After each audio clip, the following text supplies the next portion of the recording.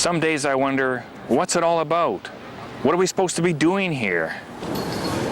Is it just about going to school, getting a job, making as much money as you can before you retire and die? You know, waking up to enhanced colors, you know, whitier whites and bluier blues, and sounds will kind of sparkle more than they were. Doshu Lars Rogers of Victoria is a Zen Buddhist, and while I spend hours in my head brooding about the past or worrying about the future, Doshu focuses on being here, now. I feel fairly peaceful right now, but often I get my shorts in a knot just like everyone else. We're at the Victoria Zen Center located in Souk. This former construction worker offered to help me empty my mind and live in the moment. Instead of trying to get somewhere from where I am, it's more about being where I am and letting go of stuff I don't need, and somehow engaging in a more whole and natural way.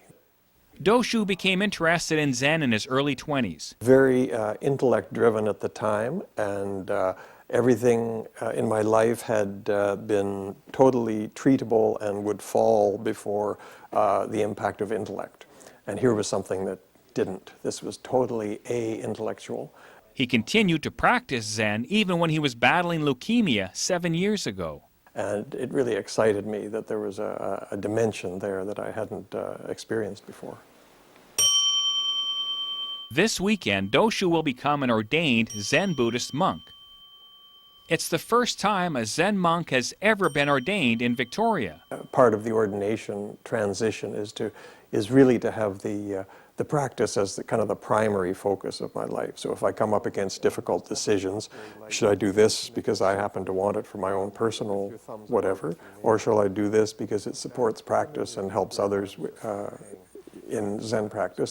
As usual, my mind was all over the place. The mind in Buddhism is considered a sixth sense organ, and that's where most people have the greatest challenge. And the way we hold, While Doshu tries to get me to focus on my breathing, I'm worried about someone noticing the hole in my sock.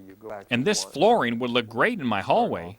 give yourself 5 minutes at the beginning of your day or at the end of your day, or 10 minutes or whatever, and just kind of let go and just calm down a little bit. The Buddha taught that everything changes and that suffering and discontent come from an attachment to impermanent things.